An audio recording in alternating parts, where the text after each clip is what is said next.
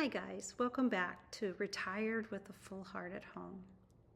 I think I have something really exciting for you today. At least I'm excited about it. After decades of weight corrections, which some would call yo-yo dieting, and experiencing that anguish every morning when you step on the scale and it's fluctuating in the wrong direction. And I let it affect my mood for the day. I let it really affect how I felt about myself. And I stumbled upon this technique of looking at the scale readings that has really changed my perspective. And I'm so excited because it keeps me motivated and it keeps me feeling like I'm on track. So, losing weight is such a struggle. You don't need your scale fighting back against you.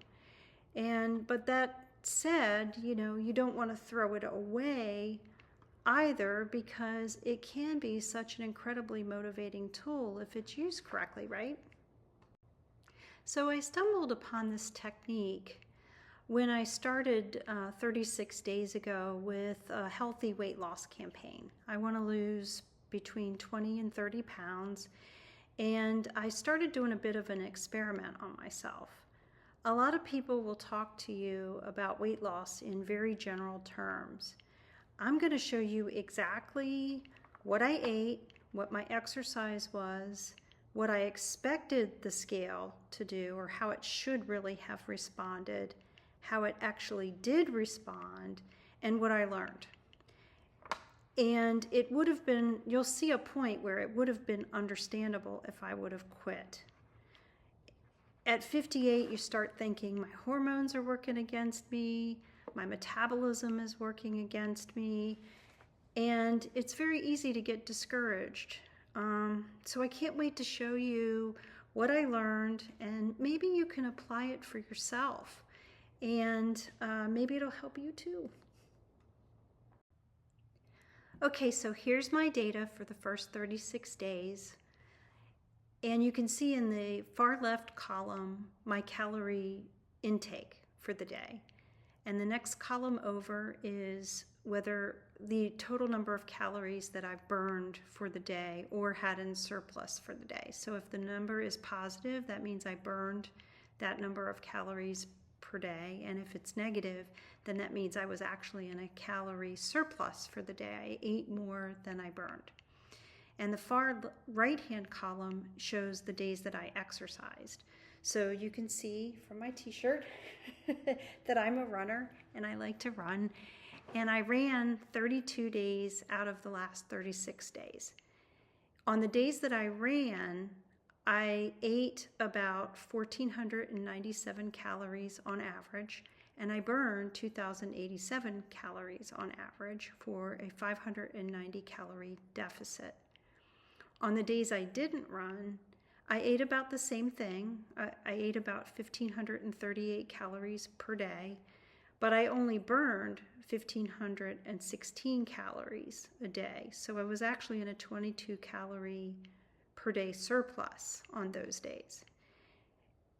And that's just personal preference. I would rather try to lose weight through exercise than to drop my calories below around 1,500, because I find that if I eat less than 1,500 calories a day, I'm just like this all day long. Food. It's driving me crazy. I'm just thinking about food 24/7. You know what I mean? It's not fun. So I tailored it to my personal preferences, and I actually think I can prove that you can lose weight through exercise. It's just the way that I choose to do it. So how do I track the numbers? So I use MyFitnessPal, which is a free app, to input my calories. And I have been tracking calories since I was 14, 15 years old. And so I'm actually very good at that. I know everybody says that, but I really am. And I measure everything. I'm just one of those kind of people. I don't put a cream in my coffee without putting it in a tablespoon first, or put blueberries in my bowl without filling up a measuring cup and just dumping it in my bowl. I measure everything. But still, I adjust my calories up by 50 calories to account for error. And I track my calorie expenditure for the day using a Fitbit. So you can see my Fitbit Versa here. And I think that's pretty accurate. I do think it overestimates my calorie burn a little, so I adjust it down by about 50 calories per day. And that's how I keep track. That's how I keep track of the numbers and come up with each day's total calorie in and out. So I take that calorie deficit or surplus each day, and I divide it by 3,500 calories, because I think most people know that conventional data says that if you burn 3,500 calories, you should lose a pound. So I divide each day's calorie deficit or surplus by 3,500, and then I adjust what my weight should be. So this is the curve, this is the theoretical curve for weight loss that I should be on based on my actual data. So you can see that most days I should be ticking down by about 0.14 pounds a day. And there are some days when I didn't really have a deficit, where it's kind of flatlined, or I even ate in a surplus and it went up slightly. So you can see that there. But for the most part, I was pretty consistent, and it should have really come down linearly at about 0.14 pounds per day. Now, this is kind of a personality test. If you had a scale that could measure accurately to 0.14 pounds per day, would you want to see your weight come down that slowly, but that it comes down every single day? Or do you somehow like the volatility of the scale? So I'm going to show you what the scale said now compared to what it should have been. So let's see what the scale did. Okay, so the first day of the diet, I lost almost 2 pounds. That's really exciting. Another pound the next day, another pound. I'm down 3.5 pounds in 3 days. Crazy. At this rate, I'll be at my weight goal in less than a month. Okay, it keeps going down, up. Uh-oh, what's happening here? Oh no, up a pound in a day. Going up, down, but at least it's a new low. That's good. Uh-oh, flat. Oh, new low, flat, up, down, up, flat basically, up. Okay, here's where I lost my mind. So I looked at this reading, and that's the same weight I was 17 days ago. Basically, on the second day of my weight loss campaign, I was back to the weight I was on the second day. And this is where a lot of people might throw in the towel and say, this just isn't working. My hormones, my metabolism is shifted in the course of the diet, and I'm not losing any weight. But if they just hung in there, they would see what happens next, which is a bunch of new lows. Yeah, some adjustments and some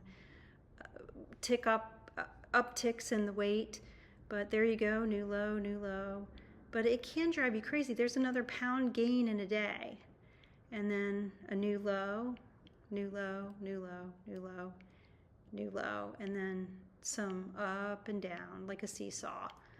And it can just drive you crazy. So I took these readings and I put them in Excel, and you can see the trend line that was plotted by Excel on that slide. And a lot of scales will give you a trend line, but they're giving it to you in real time as the data is being populated. So you don't really have the benefit of seeing, 30 days of data all at once like this. And it can be really unmotivating when you see the weight tick up and you're back to where you were 17 days ago. So here's the really cool part. We haven't gotten there yet. We're about to do it. So remember that orange curve that I showed you? That was my theoretical weight loss curve. And I showed you what the scale actually did with the trend line of the average of the scale readings. Oh my gosh, look at that. The theoretical curve lies right on the trend line for the scale. I mean, that blew my mind. I was, I don't know, I believe that was what should be happening, but somehow all the noise in the media gets in your head. Oh, your metabolism is going to shift during your diet. The calorie isn't a calorie. The things like that. And you start to really, when you get those crazy scale readings, you start to really doubt the process. And when I saw that the calorie deficit plotted against what the scale did actually matched so closely, it gave me faith, and it really convinced me that the process is working. I could trust the process, if you know what I mean. And so I hope this helps you to visualize what you see on the scale, and if you know you're in a calorie deficit, that you can have the faith that it's working, your body is responding the way that it should, even if the scale's a little crazy day to day. You can have the faith that it's working, and using your calorie deficit is actually a better way of tracking your weight than what the scale shows. So isn't that cool? I don't know why, but stuff like that just makes my heart so happy. Okay, so the fun analogy with the stock market, although the stock market is going crazy right now, maybe this doesn't hold like it would in more normal times, but you can kind of think about it like the stock market analogy, where the scale is giving you the volatility. It's up and down. It doesn't always make sense why. It just is. And you can think of your calorie deficit, the orange line, the theoretical line, as the mean. And there's always going to be a reversion to the mean.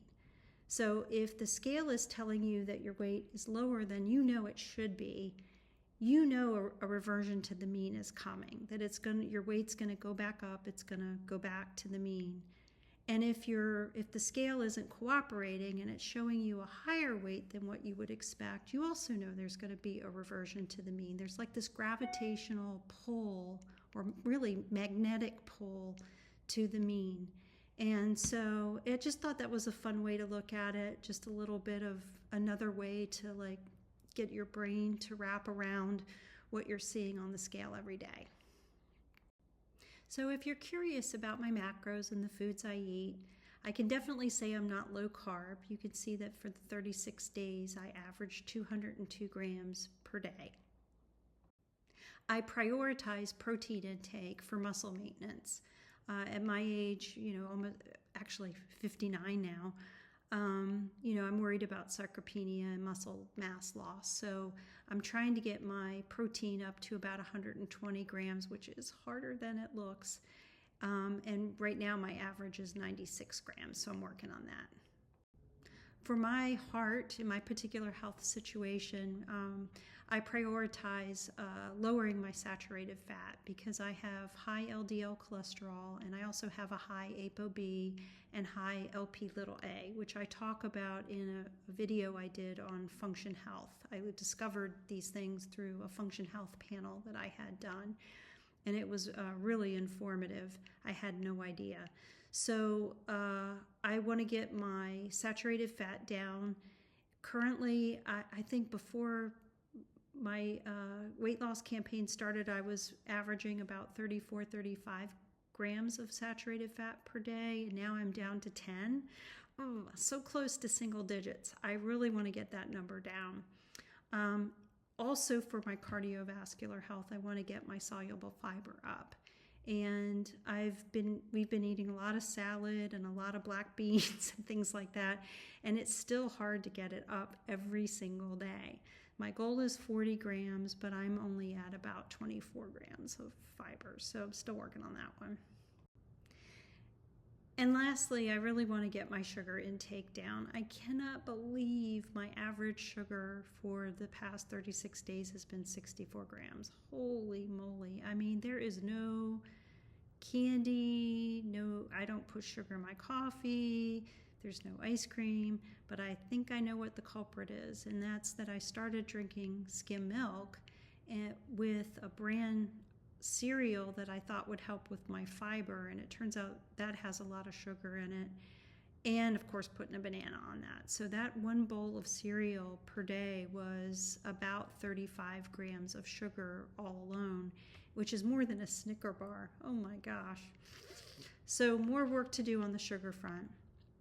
But I will say, I don't think any of this matters. I think you can tailor your macros to what works for your individual health needs, and also, lets you have a diet that you can adhere to for the long period of time and stay in a calorie deficit. And that's an individual choice. I really firmly believe it's just calories in and calories out, and holding yourself in a deficit as much as you can over a long period of time. So I just like to say, yeah, you saw a little bit of my crazy, all of my tracking. My husband calls me cray-cray. He's not wrong, but I don't think it's that crazy, to be honest. It helps me stay on track, and it takes some of the emotion out of this process. It's kind of a little bit like my journaling. Some people journal with words. I think I tend to journal with numbers. Could that be a thing? I don't know. Anyways, I journal with numbers. It allows me to plot and think about where I'm at, make corrections, and if you're not into tracking, that's okay. Honestly, I don't think I could have tracked to this level when I was working. Who has the time?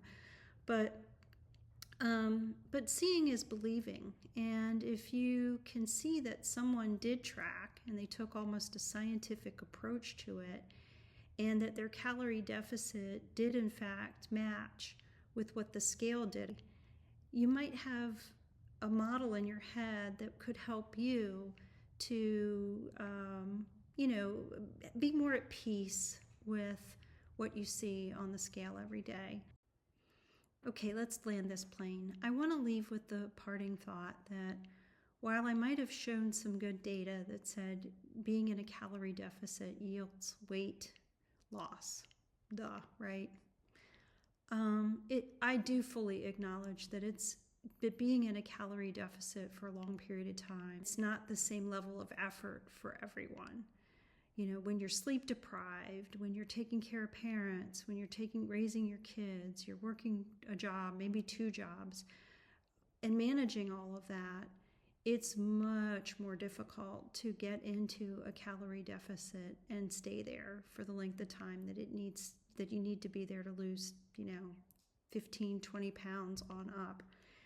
And so God bless you. And I just wanted to take one thing off the table, which is the frustration of what you see in the morning on the scale. And I really hope that you can retire, because my husband and I say all the time that the first step was to retire, and then everything else becomes easier. And that is absolutely true. We can sleep now. We don't have as much stress. We can plan our meals. We can get to the gym. We can do all of those things. I can track like a maniac, like a crazy person. And do all of those things because we're retired. So if you're retired, now is the time to take care of yourself and to really make yourself the priority. And I wish everyone out there luck with their fitness goals and weight loss goals, and know that somebody's here rooting for you and wanting it to be a little bit easier. Anyways, I hope this video helped. Okay, last, really quick. If you like this video, and if you like this kind of content about, our retirement, give me a comment and let me know, or subscribe, and I'll keep doing it. my husband and I have gotten so much benefit from all of the videos that you all have done over the years, and we're so appreciative. And so if you're interested in our retirement story or our health and fitness, journey, which is what I've been posting about up to now, let me know that, and we'll keep doing it, and it'll be fun. Hope to see you in the next one.